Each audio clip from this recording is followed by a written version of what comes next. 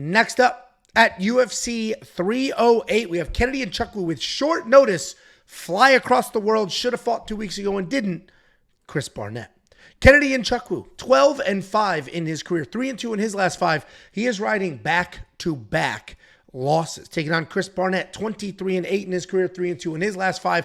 Coming back after a 2-year layoff and what was supposed to be a fight just a couple of weeks ago. Kennedy Nzechukwu, this guy's massive. He's tall, he's long, he's powerful. Solid takedown defense. He's never out of a fight. He's got a whole bunch of come-from-behind victories, and that's because he takes his time. He doesn't come out hot. He doesn't come out aggressive. He takes his time. He's a little gun-shy. He ends up behind on the scorecards. 3-4 different occasions, he was able to come back from that, find the finish late, make something happen. Other times, he just continues to get smothered, continues to get walked down, doesn't let his hands go, which is what just happened in his last fight against OSP, where he was a massive minus 550 favorite. Taking on Chris Barnett. And he doesn't look like it, but he is very athletic. Shockingly dynamic. This guy can do all sorts of flips, swirls, and acrobatics inside the cage. He's got some good power. He can manage to land strikes, even though he almost always has the shorter reach and certainly will in this fight. The issue on him has always been it comes to him pretty easily. He's a very athletic guy, and this has just been an easy sport for him, at least pre-UFC.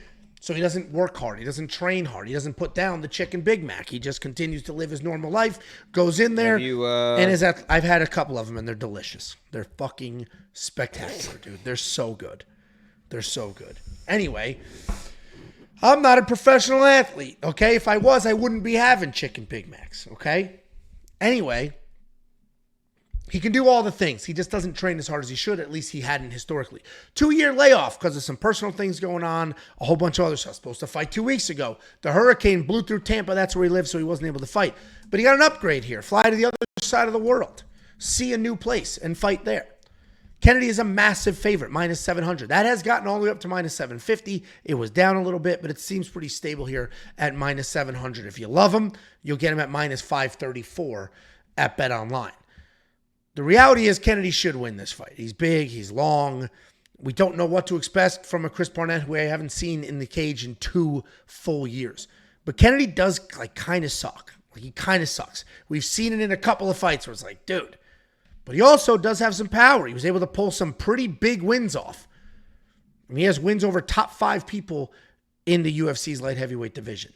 This is a heavyweight fight. Kennedy's going to be the pick, but I'm not touching this. If we didn't learn shit from Robelis to Spain, if we didn't learn shit from Kennedy Nzechukwu blowing it the last time, then something's wrong. You have an extra chromosome. You're not learning things. Jakey boy, who do you think wins this fight? Yeah, if you're oh man,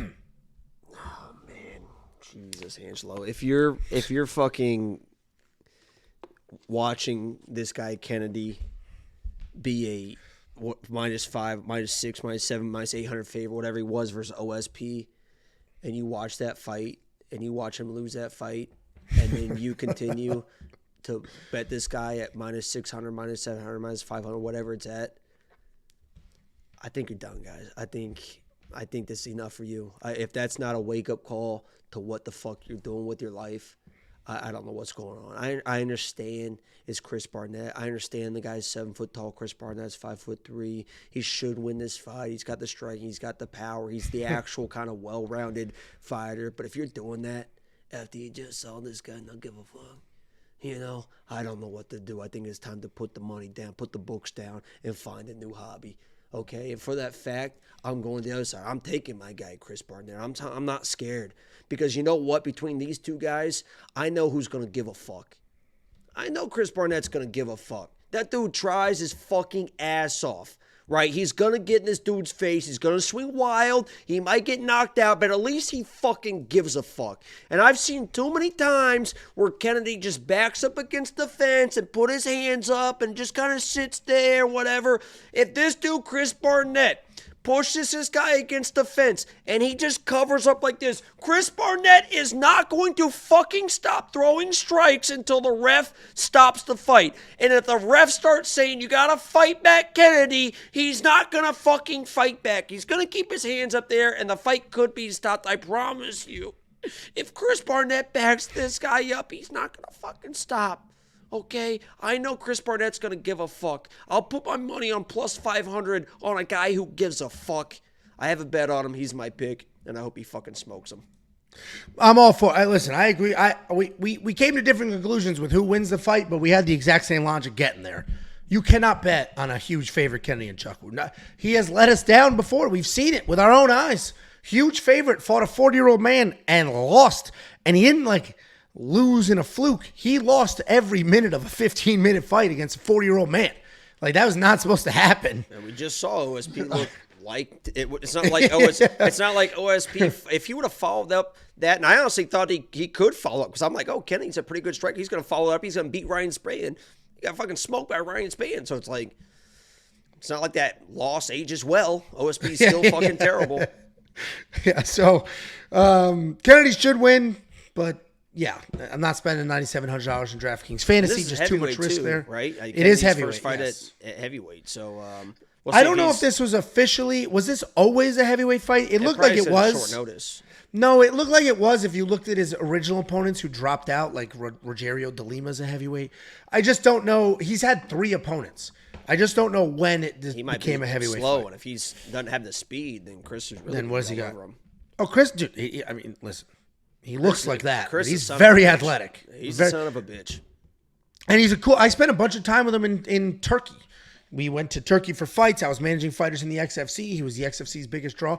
Dude couldn't be nicer. Literally the nicest guy in the world. Ton of fun. He's got that energy. You just want to be around him. And like I said, the only knock on him was always he just doesn't work hard. And that's a lot of people in life. When things come easy to them, they don't work for it. But a lot of those people, that translates into their performances. And it does for him as far as being his attributes and the way he technically does stuff. But a lot of that mentality, if you're not working hard out, you're not going to work hard in the octagon. But at least he can turn it on, and he works hard when he's not a bitch. Right? Yeah, but you know what I'm saying, right? A lot of times it carries over, and if you're not, practice how you play type of thing, but he doesn't really practice, and he fucking plays hard. Yeah, no, 100%. He's basically Chris Barnett is the Allen Iverson of MMA. We're talking about practice. Yeah, we're talking about practice. Well, don't you think you could make your teammates better at practicing? How the hell am I supposed to make my teammates better by practicing? That's the best line. That's Chris Barnett's the Allen Iverson of MMA. I'll be rooting for him big time. Do not bet on Kennedy Nzechukwu. I mean, if he wins, he wins. And you're like, oh, I should have. The odds are minus 700. That means you have to bet. If you're new to all this, and you're just watching the breakdown and sports betting is new to you in your state. Not a game. We're talking about practice, man. 700 means that you have to spend $700. And if Kennedy wins, you get your 700 back and then 100. It's not worth it. What is worth it, though, is premium. You get all the picks, all the tools. We're going to give you every single bet that we put on the board. We're going to give you every single bet we put on the board for 4 events. All the tools, the insight, the artificial intelligence. WeWantPicks.com. Click Become a Member. It's $10 for an entire month. Couple super chatterooskies. Seth Otto, the patron saint of AIDS. He's talking about that saint that was mentioned earlier. I forget the name. Jacob Smith, GG Money, lock of the week, Kennedy Nzechukwu. Are you saying that the minus 700 is your lock of the week? We appreciate the $2. That's the dude in the Discord that's like, my locks are undefeated and they're always minus 1,000. Yeah, and he had Jake Hadley last week, and he also had Katana, and he also had, I think he's had Robles as well, so he's getting destroyed in the fucking... Well, we appreciate the $2. I'm surprised you have anything left. And then a $4.99 from Nicholas Barnum. Nicholas just doling them out today. Let's secure this bag this weekend. Oh, my God. He literally is the patron of both AIDS patients and their caregivers. I didn't get to that part.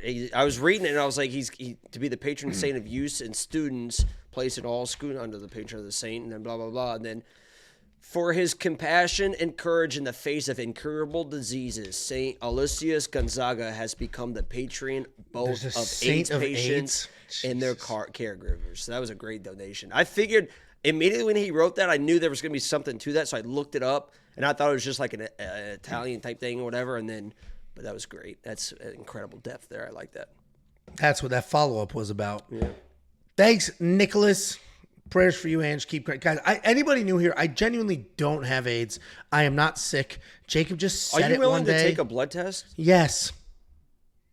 Yeah, I am. Aren't you scared what else you might actually find on that blood No, test? yeah, what? That I'm fucking a physical Angela, we specimen. went to fucking Vegas and you almost couldn't even get an IV. Okay, Your blood let me pressure was let me so clear high. that up. Let me clear that up. First of all, she said the blood pressure was borderline. Second of all, severely excuse me. She said, kind of in range still, so we'll go ahead. No, with she it. said it is in They range, had to but it's call a different doctor and get a second No, opinion so you there could was get no an second IV. opinion. There wasn't some other doctor on that screen? That was the only doctor. The people there in person were nurses. It's just a doctor that just yeah, gives the her nurses approval. were like, I got to double check with The nurses doc. always have to clear with the doc. And the first doc of all, was there's like, a HIPAA what- violation They literally here, said Jacob. it. They literally said it, and then I think only if I actually say the number, which I'm not going to do that for you. But I think they said even it, and the remember what it doctor was. literally went, "What was it?" None of that is true. Listen, we went out in Vegas.